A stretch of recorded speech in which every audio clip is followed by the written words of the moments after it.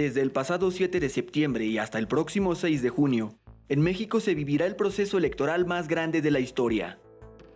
Están en juego más de 21,000 puestos de elección popular, incluidas 15 gubernaturas, 300 diputaciones federales de mayoría relativa y 200 de representación proporcional, 30 congresos locales, además de ayuntamientos, regidurías, sindicaturas y juntas municipales de los 32 estados de la República.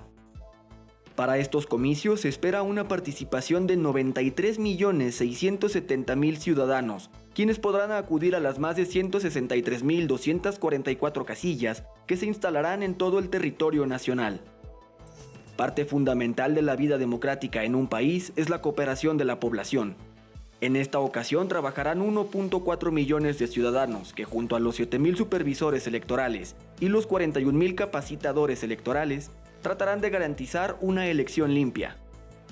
Sin embargo, las campañas se han desarrollado a la luz de un contexto de violencia en medio del proceso electoral. Dice que está viendo el video. Arely Rojas. ¡Ay! ¿Para qué? Bueno, que vio, gracias. Sí. Órale, a Morelia.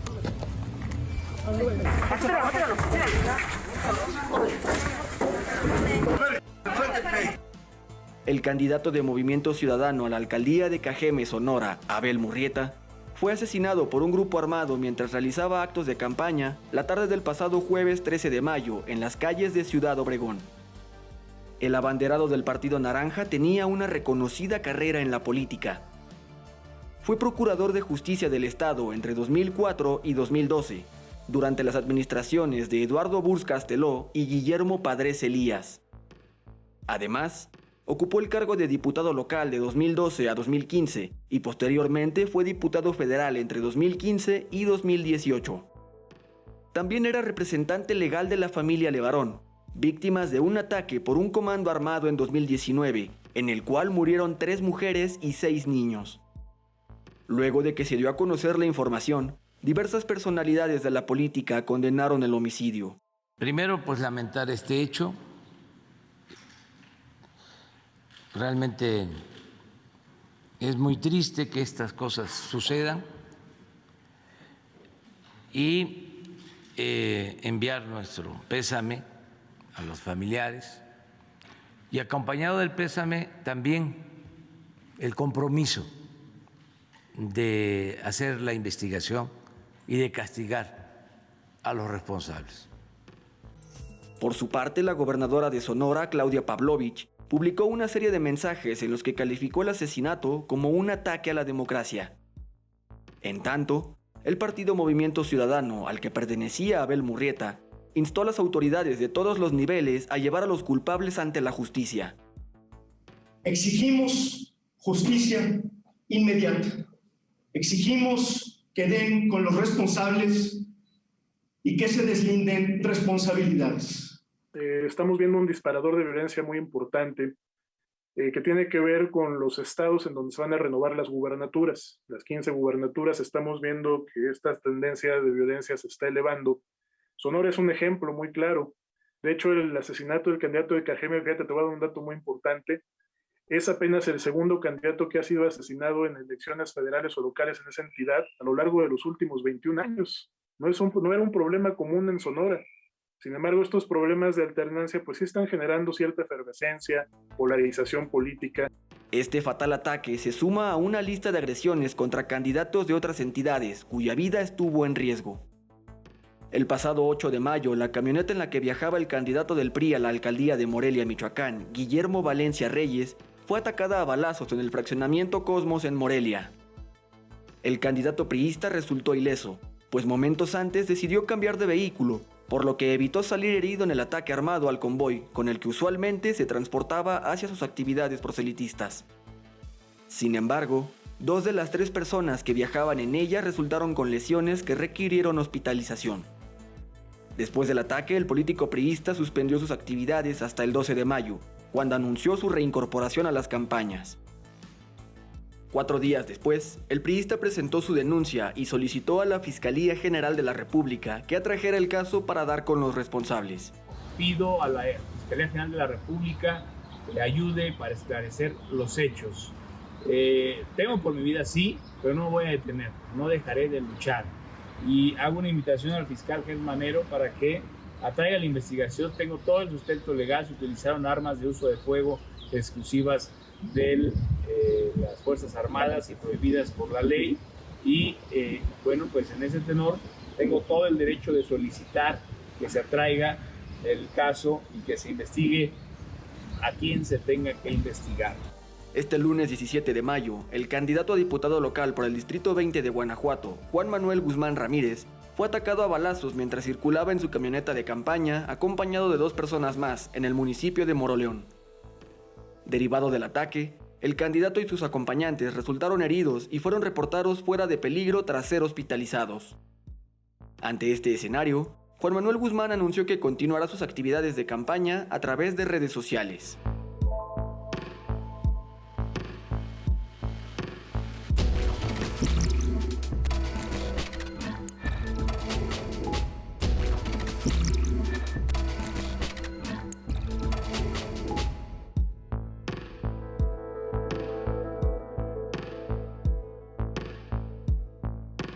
De acuerdo con el último informe de la consultoría Etelect, el actual proceso electoral se ha convertido en el segundo más violento desde el año 2000, solo por debajo de la campaña 2017-2018. Desde que inició el proceso electoral el pasado 7 de septiembre y hasta el pasado 14 de mayo, se registraron 563 actos delictivos en contra de políticos y candidatos en todo el país. Esta cifra representa un aumento de 66% en relación a las 339 agresiones o actos reportados en el mismo periodo del proceso electoral 2017-2018. En este mismo estudio se engloba todo tipo de agresiones de las que son blanco funcionarios públicos, aspirantes y candidatos. El indicador de agresiones globales no solo cuantifica homicidios dolosos, también enlista actos como amenazas, secuestros, robos con o sin violencia, daños en contra de la propiedad, actos de maltrato e intimidación física y verbal en contra de políticos y candidatos, entre otros delitos.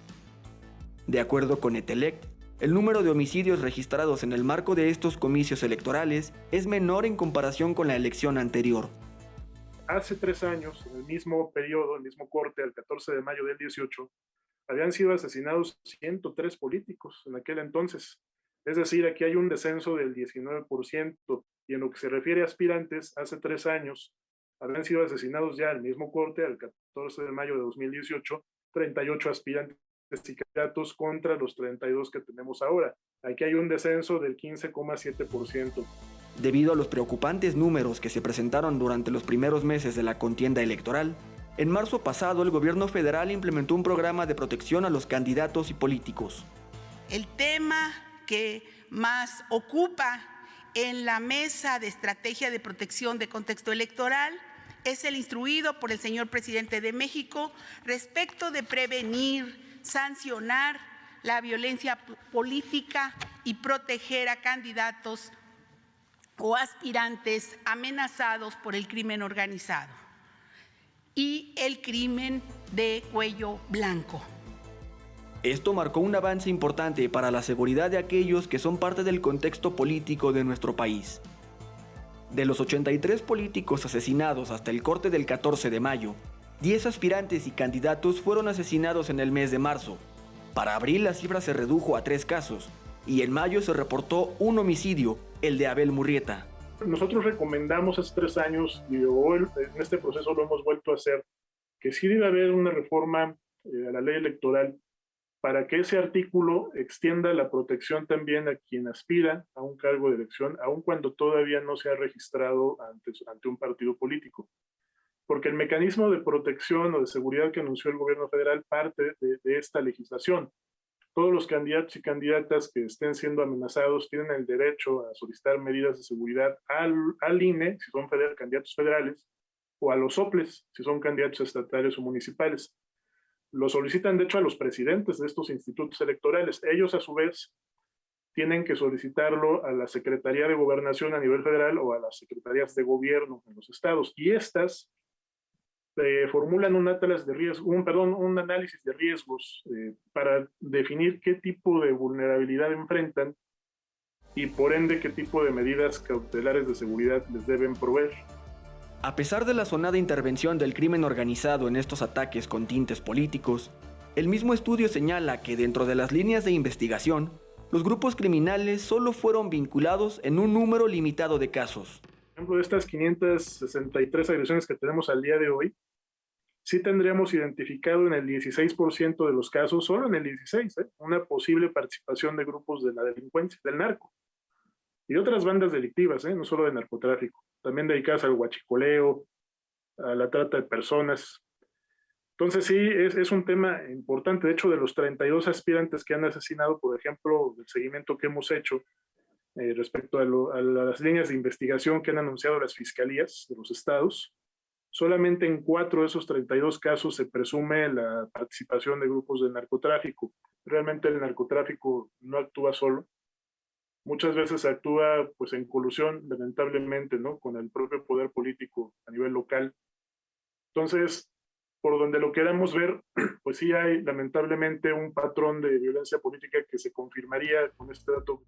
La mayoría de las agresiones a los participantes de la elección se atribuyen a grupos de choque relacionados con los partidos rivales. Que no solo son militantes de partidos contrarios del mismo partido de Morena quienes están siendo víctimas de esta ola de violencia y quienes denuncian, fíjate, no al narco, a sus rivales políticos. Esto es muy importante. El pasado 12 de mayo, el candidato de Morena a la alcaldía del Carmen, Campeche, Pablo Gutiérrez Lazaruz, miembros de su equipo y simpatizantes, fueron agredidos por un grupo presuntamente cercano al PRI durante un acto proselitista. Los atacantes habrían rociado ácido a los participantes del mitin, resultando heridos el candidato y 3 personas de su agrupación.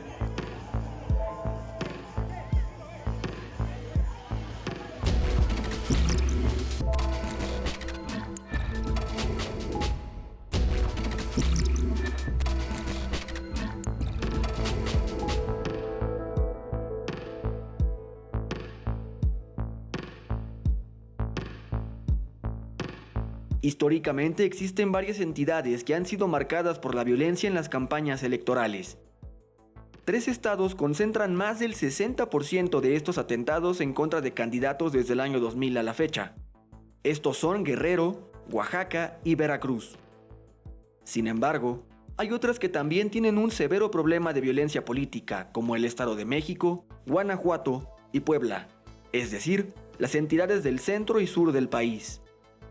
Sin embargo, hay otros que presentan un panorama bastante más positivo al no registrar cifras sobre homicidios, aunque no están exentos de otra clase de agresiones. Fíjate que sería Baja California Sur, es un tema bien interesante. De hecho, solo tiene una agresión, solo una, de estas 563, solo una ha ocurrido en Baja California Sur. Y entidades, y quien le seguiría quizás Nayarit, Aguascalientes. De hecho, en asesinatos, entidades que hasta el día de hoy no han tenido afortunadamente ningún caso, ¿no?, de un político, un candidato asesinado. Son estados como Nayarit, Baja California Sur, Durango, Aguascalientes, Querétaro, también en Campeche, en Yucatán.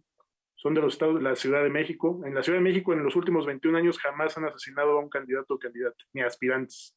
Desde que elegimos jefe de gobierno y después a jefes delegacionales, hoy alcaldes, jamás han asesinado a un candidato o candidata. Las razones son diversas, pero la violencia política se acentúa en las regiones con mayores índices de pobreza. Y sí encontramos que había una mayor correlación de causalidad en entidades que tienen un mayor porcentaje de población en pobreza. Todo pareciera indicar que en aquellas entidades donde la única opción para la obtención de ingresos es, por un lado, o el narco o la política, son en donde más se presentan estos niveles de agresiones globales en contra de políticos. Como te comentaba, hay estados del norte donde realmente no es común que maten a un candidato como Sonora. Ahí podría responder ya a situaciones también de alternancia política o también a esta situación de la crisis que ha desatado la pandemia, ¿no?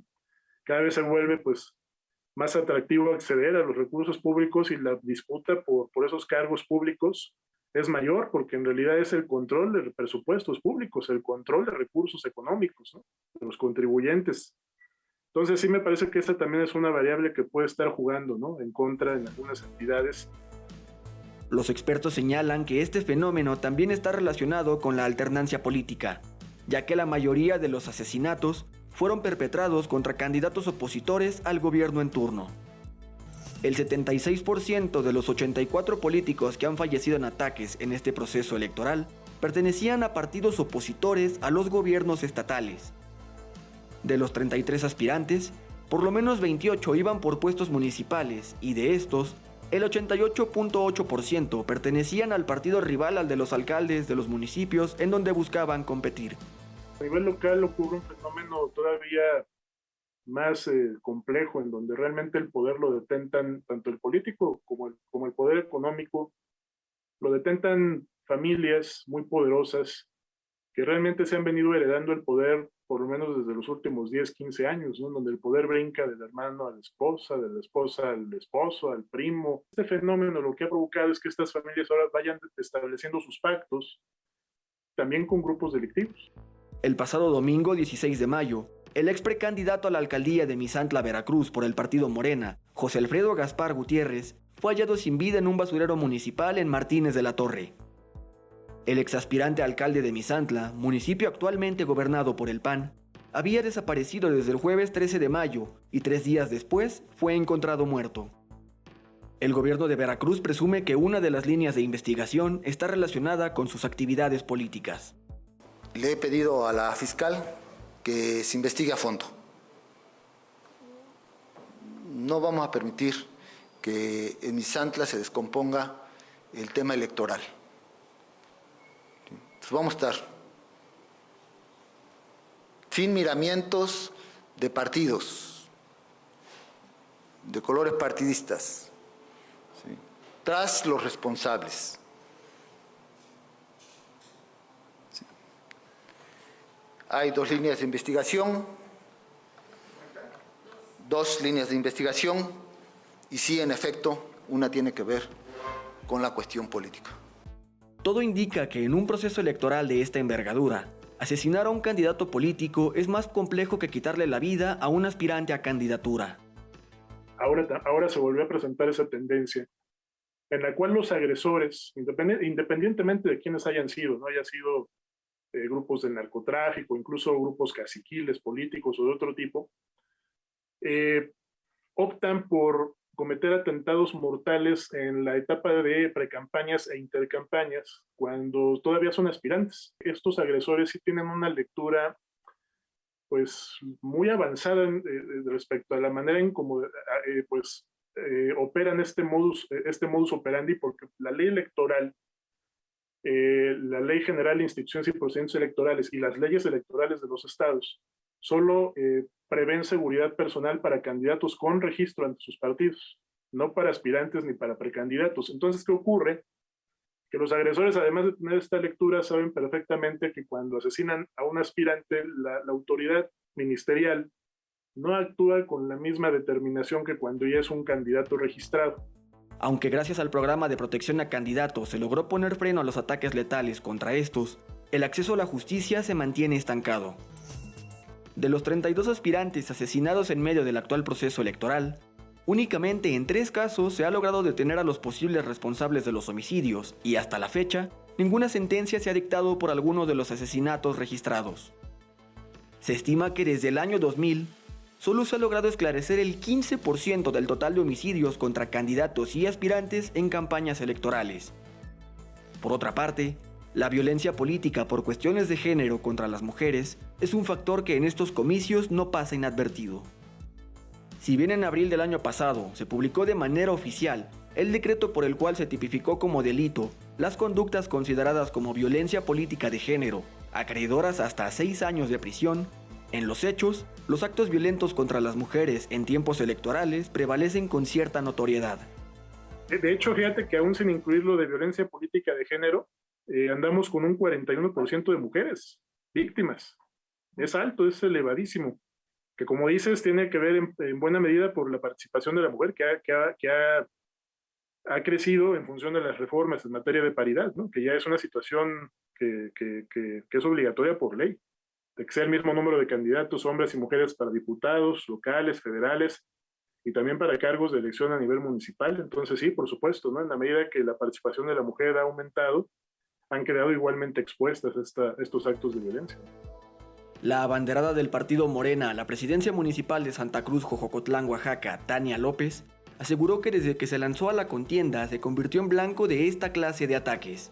Desde que se dio a conocer mi candidatura, desde hace 4 semanas, empezaron a agredir de forma permanente a través de humillaciones, palabras obscenas, agresiones verbales y comentarios que han estado transcurriendo durante toda este mes.